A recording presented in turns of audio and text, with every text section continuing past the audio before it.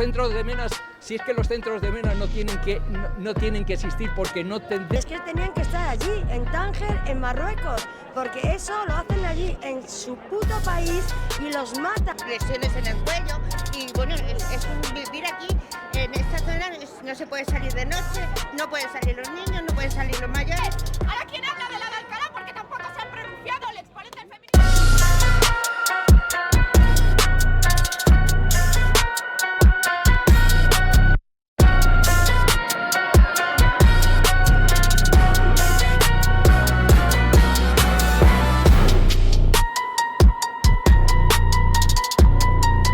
A raíz de lo sucedido en Hortaleza, la polémica está servida. Unos aseguran que asistimos al auge del fascismo, que la falta de información, la manipulación mediática y los bulos generan odio irracional hacia el inmigrante. Otros sostienen que la inmigración descontrolada es el verdadero problema, que dispara la delincuencia y convierte a los barrios en focos de inseguridad, y amenazan con volver al país invivible. La pregunta está clara: ¿quién tiene razón? Lo cierto es que ambas versiones contienen algo de verdad y muchísimas medias verdades. El problema es que, en vez de buscar soluciones, lo que hacen es alimentar trincheras. Unos se refugian en el discurso del miedo a la inmigración y otros en el miedo al fascismo, y mientras tanto, los vecinos siguen viendo la realidad día a día de su barrio, sin que nadie aporte respuestas reales. Desde mi punto de vista, el problema no es solo la inmigración en sí, sino la delincuencia.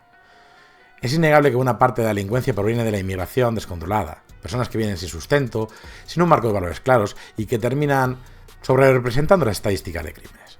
Ahora bien, ojo, no digo que la mayor parte de la inmigración sea eso. La mayor parte de la gente viene a trabajar, a estudiar, a construir un futuro digno. Pero, ¿qué con decir eso?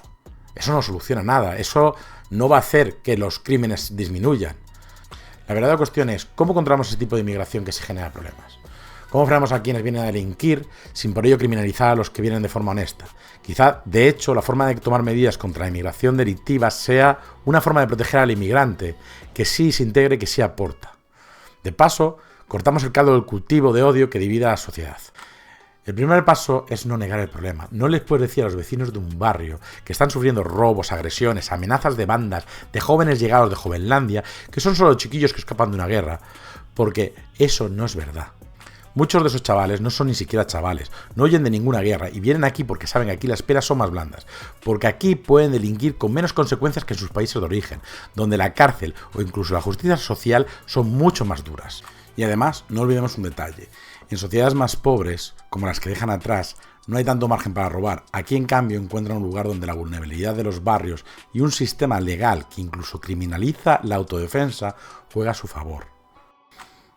Entonces, ¿qué hacer? Si queremos reducir la delincuencia, no podemos esperar a que el crimen se cometa. Hay que actuar de forma preventiva. Eso significa presencia policial, vigilancia en puntos de conflicto, tolerancia cero con la creación de guetos o barrios donde la ley no impera. En España no debe haber ni una sola calle donde no se pueda circular tranquilo por la noche. Con los medios que tenemos, no hay excusa. El crimen debe barrerse de arriba abajo. Y cuando se comete un delito, la regla debe ser simple: el que la hace, la paga. No hablo de condenas desproporcionadas, no se trata de meter a alguien en prisión 80 años por un hurto menor, pero sí de algo esencial: que las penas sean severas y certeras. Quien roba una vez debe enfrentarse a la justicia, y quien reincide 100 veces no puede seguir en libertad en la calle, porque esa persona ha demostrado que no quiere integrarse. En cuanto a la inmigración, hay que ser claros. La repatriación solo es posible si existe un tratado con el país de origen y si se acredita de dónde es la procedencia de esa persona. Si no hay un acuerdo o si el inmigrante no colabora para aclarar su procedencia, la cosa se complica. Pero cuando sí se cumplen esas condiciones, no debería haber excusas. Si alguien ha venido a delinquir, debe ser devuelto a su país. Y si alguien viene, aunque de forma ilegal, pero se integra, trabaja y cumple con las normas, entonces debe poder regularizar su situación. Lo que marca la diferencia no es el origen, sino el respeto a la ley y la contribución a la sociedad. Y también hay que hablar de la nacionalidad y el voto. Hay que restringir mucho la capacidad para adquirir la nacionalidad, porque en el momento que grandes colectivos de inmigrantes pueden votar, se convierte en un bloque electoral con el poder de decidir gobiernos enteros. Y entonces, en lugar de aplicar políticas justas, firmes y necesarias para el buen funcionamiento de la sociedad, lo que se hace es gobernar en función de ese nicho de votos. Eso pervierte la democracia. Que un inmigrante pueda vivir aquí, trabajar, pagar impuestos, comprar una casa, llevar una vida normal, digna, me parece perfecto. Eso es integración. Pero al final, el derecho al voto es otra cosa. No se trata de pensar si van a votar bien o mal. Porque al final, en cualquier país siempre hay colectivos que votan por interés, los famosos estómagos agradecidos. El problema del voto del inmigrante es que es especialmente vulnerable al clientelismo. Es un colectivo muy susceptible que el gobierno compre su voto con ayudas, subsidio o promesas muy baratas, a costa del contribuyente, cómo no.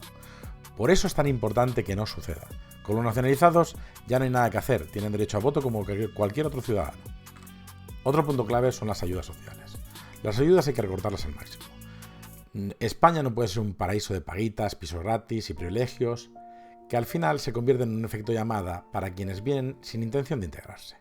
Ahora bien, eso no significa dejar de morir de hambre a nadie. Siempre habrá un plato de comida y un techo básico para quien lo necesite. Pero esa ayuda no puede ser gratuita, tiene que estar vinculada a la responsabilidad. ¿Recibes alojamiento y manutención? Entonces contribuyes. Servicios comunitarios, limpieza de espacios públicos, formación, aprender el idioma, lo mínimo para integrarse en la sociedad y devolver lo que se te ha dado. Y si hay algo fundamental, es cuidar de las fronteras. Si existen, es por algo.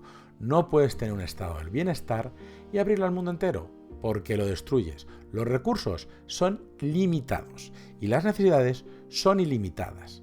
Y seamos realistas.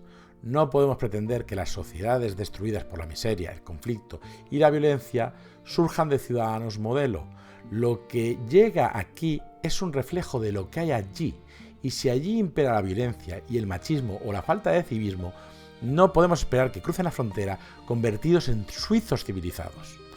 Y por eso hay que proteger la frontera sin complejos. Si un barco recoge a un inmigrante en la costa de otro país, allí debe quedarse.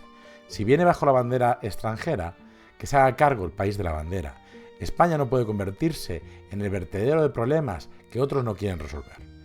Y con Marruecos, las cosas claras. Si están abriendo las cárceles y dejando salir delincuentes hacia nuestras fronteras, hay que denunciarlo, investigarlo y, si hace falta, plantear un conflicto diplomático serio. Buenas vallas hacen buenos vecinos. Y lo mismo con las entradas masivas de ilegales. Repatriaciones en caliente. ¿Que Marruecos se niega a recibirlos? Pues se buscan tratados con terceros países, para que entiendan que aquí tirar el pasaporte no es una vía libre para quedarse. Y esto no es cuestión de izquierdas o derechas. La humanidad avanza porque algunas sociedades lo hacen primero, se educan, crean valores sólidos, y las otras lo imitan porque ven que ahí funciona.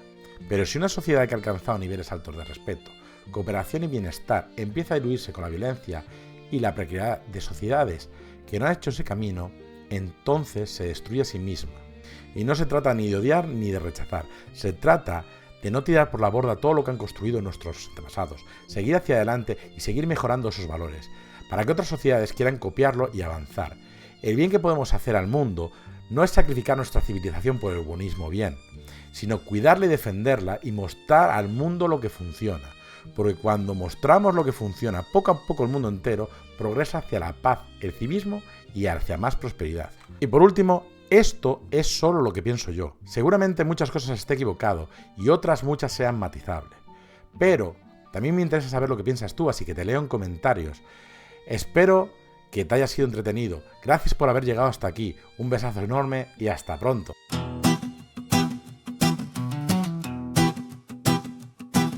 Me siento en la trinchera con café y opinión.